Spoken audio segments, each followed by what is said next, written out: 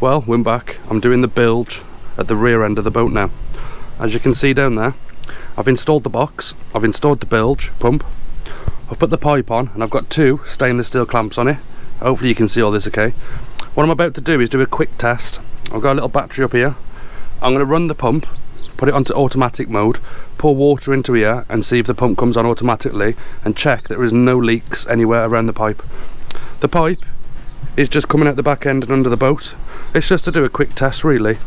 Some bits that I've missed out, I've been in a bit of a rush to be honest, getting this done. I haven't got much time at all, so I've not recorded everything. I've cut that part of the rear seat out there. The seat leg is going to be dropping straight down. This area is going to be used to store the fuel tank or even a live bait tank when I do get out there and use it. Up the front end in the distance, as you know, that's finished. I have added rod rests right there. I'll have a quick walk up and show you. I've added 4 rod rests here.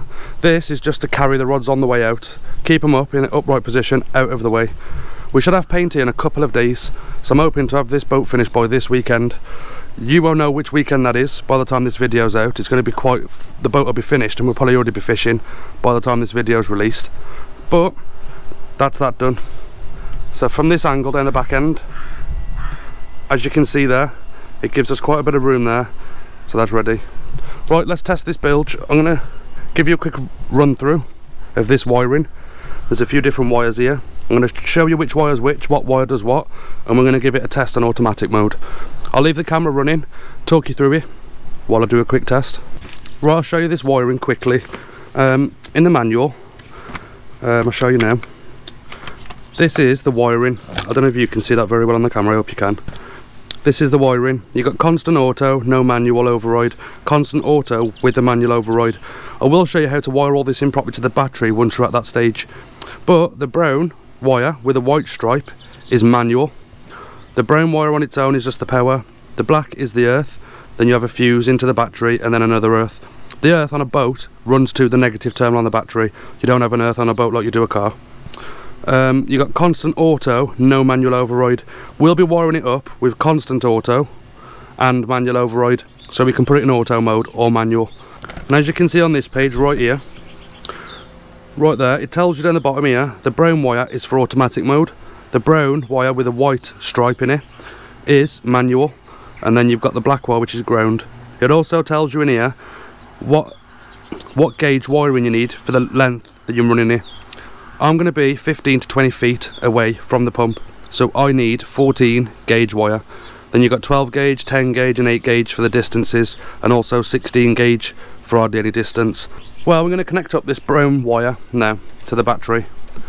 Right here, when I connect this to the battery, nothing should happen. We'll see now.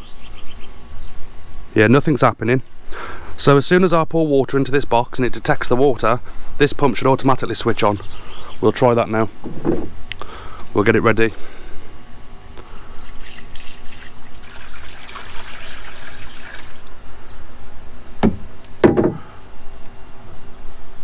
We need more water. 1 jug of water wasn't enough, so I've got a watering can. I'm just going to start pouring it in.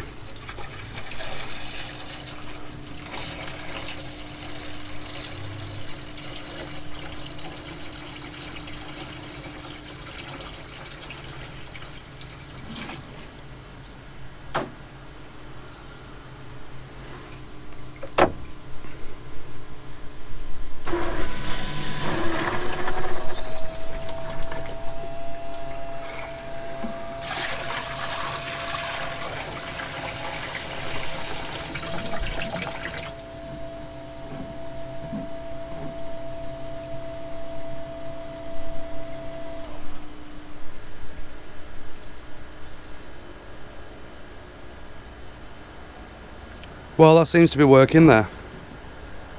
What we're going to do is do the manual override now. Give that a try.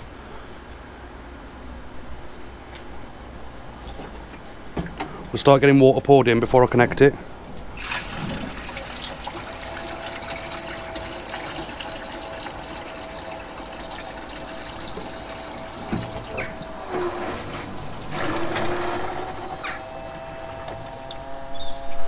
It empties that well fast. It gushes out of there, and that's only with a 19mm pipe. It absolutely flies out of there. It empties that little tub in no time. So if this was full of water, it would literally empty in seconds, which I'm really pleased with. Pump seems to be working fine. So basically now the case is we get all this fiberglassed in place. I'm putting a board over this and fiberglassing it in, but I'm gonna have a square big enough in there with a drainage cover to get access to this pump. Well, I'm losing the light really fast now. As you can see, I've fiberglassed all this in. I didn't do it on the video because I was short on time. I just wanted to get it in there and get it done. It looks like we're going to get rain. This is starting to go off now, as you can see. There's a little ramp there. I don't know if you can see that on the video. There's a slope all the way around that edge and here. So this part of the deck is a little bit lower. I'm going to be cutting a hole in here so I can drain the deck into it, but I want to fit some sort of drain grate or something to catch any of the bits of line or hooks or bait or anything like that. I don't really want it in the bilge compartment, so we'll be fitting some sort of grate there. I don't know what yet, I haven't found anything, but I need to keep looking. That's where the bilge pipe's coming out, and it's going to be on a skin fitting. So that's it. I know you missed quite a bit on this section, but I have shown fiberglassing already on the other videos, so there's no point showing it again. You can see that I've shortened the seat. Something I learnt when fiberglassing the other stuff, I've rounded this off. As you can see, I didn't want a 90-degree angle. A 90-degree angle on this could have probably been done, but it's a lot more difficult. So what I did, I cut this off at an angle on the seat, and then I've put the seat into it, and I've put screws also to attach these together and the fiberglass. This, I don't hit it too hard, but as you can see, it's absolutely solid, and it's not fully set yet. So that's the idea behind the back of the boat with the bilge and a self-drain deck. When I come to put in the grate in, I'll show you the plan with that. But yeah, that's it for this one, and pretty much that's the end of the series really of doing the boat up. I have got to paint it, so I may do a video on that, like the finished product once it's all completely done. But yeah, that's the boat pretty much done, and I thought I'd show you from this angle. You can see the front's all done and the back's done. There's a few other mods I want to do, but I'm not in a rush to do them right now. Just want to get this ready to get back in the water.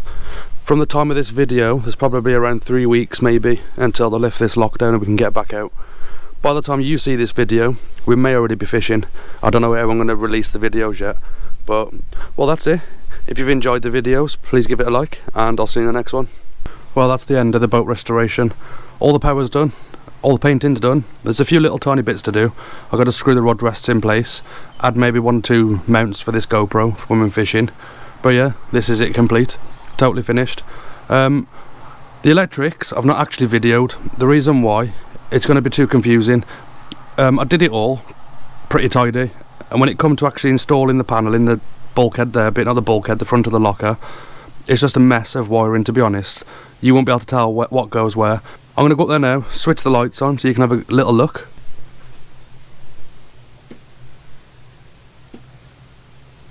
As you can see there, that's all the deck lights on. Fish finder's running. We've got an anchor light up the front there, and I've also got the nav lights on as well. But yeah, this is it. This is the finished project, and now we're just waiting for these slitways to open so we can get out. Potentially by the time you see this video, the slitways are already open and we're already fishing. This is probably going to be part 8, part 9. I'm not 100% yet. But yeah, that's it. I hope you've enjoyed the journey, and now it's ready for fish.